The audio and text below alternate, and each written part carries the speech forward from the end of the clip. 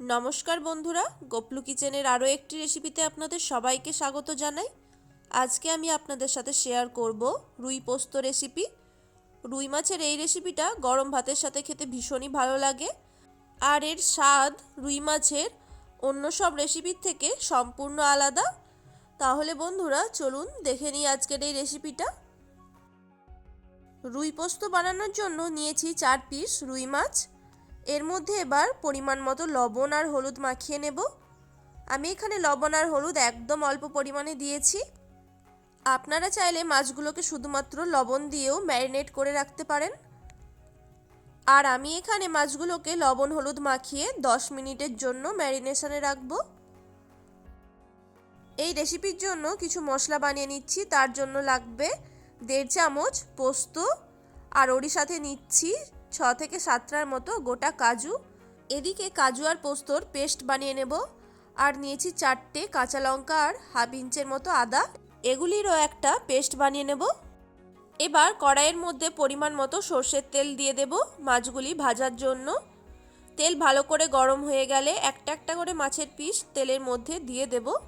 আমি কিন্তু সম্পূর্ণ রেসিপিটাই সর্ষের তেল দিয়ে বানাচ্ছি। আপনারা চাইলে সাদা তেল দিয়েও বানিয়ে নিতে পারেন। আর মাছগুলোকে অবশ্যই কিন্তু এখানে একটু লাল করেই ভেজে নিতে হবে। মাছের এক পিঠটা ভাজা হয়ে গেলে অপর দিকটাও আমি উল্টে দিয়েছি ভাজার জন্য। মাছগুলো এখানে খুব ভালো করে ভাজা হয়ে গেছে। এবার তেল থেকে ছেঁকে আমি তুলে নিচ্ছি।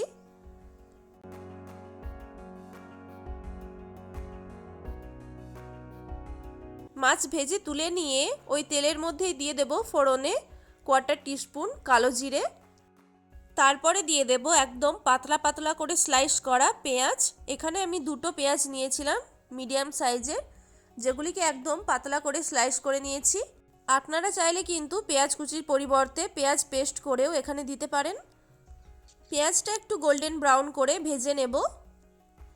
পেঁয়াজ ভাজা হয়ে গেলে ওর মধ্যে দিয়ে দেব আদা আর কাঁচা লঙ্কা বাটা। এগুলিকেও অল্প একটু ভেজে নেব, কারণ আদা বেশি ভাজলে কিন্তু তেতো হয়ে যাবে। আমি এখানে কিন্তু সম্পূর্ণ ঝালের জন্য কাঁচা লঙ্কা ব্যবহার করেছি। আপনারা চাইলে শুকনো লঙ্কাও ফোড়নে দিতে পারেন। এরপর ওর মধ্যে দিয়ে দিচ্ছি টমেটো পেস্ট। এখানে আমি একটা মিডিয়াম সাইজের টমেটো পেস্ট করে নিয়েছিলাম। মশলা থেকে ভালো মতো তেল ছাড়া পর্যন্ত মশলাটা কিন্তু ভালো করে কষিয়ে নিতে হবে। মশলা থেকে কিন্তু ভালো মতো তেল ছাড়া শুরু হয়ে গেছে। এবার ওর মধ্যে দিয়ে দিচ্ছি পরিমাণ মতো লবণ আর 1/4 টিস্পুন হলুদ গুঁড়ো। এই রেসিপিটাতে কিন্তু আমি কোনো রকম লঙ্কার গুঁড়ো ব্যবহার করব না, তাই আগেই আমি ঝালের জন্য কাঁচা লঙ্কা বাটা দিয়েছি। এবার এতে দিয়ে দিচ্ছি কাজু আর পোস্ত বাটা। আপনারা চাইলে এখানে কাজুর পরিবর্তে চার মগজও ব্যবহার করতে পারেন। কাজু আর পোস্তটা দেওয়ার পর কড়ার তলাতে একটু লেগে যেতে পারে, তাই খুব ভালো করে কিন্তু মিশিয়ে নিতে হবে। তারপর পুনরায় তেল ছাড়া পর্যন্ত মশলাটা কষিয়ে নিতে হবে। এখানে কাজুর কিন্তু একটা কাঁচা গন্ধ থাকে, তাই ভালো করে কিন্তু মশলার সাথে কষিয়ে নিয়েছি। এরপর পরিমাণ মতো জল দিয়ে দেব।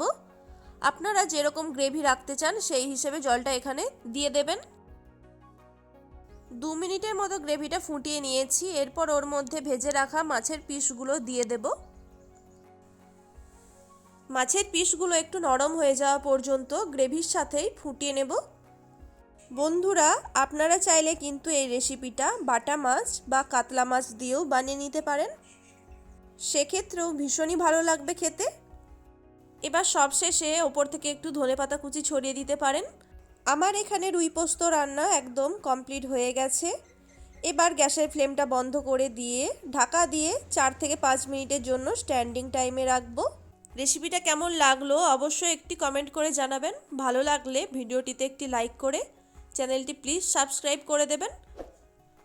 বন্ধুরা, রুই মাছের তো অনেক রকমই রেসিপি বানিয়ে খেয়েছেন, তবে এই রেসিপিটা না বানিয়ে থাকলে অবশ্যই একবার বাড়িতে ট্রাই করবেন, ভীষণই টেস্টি হয়।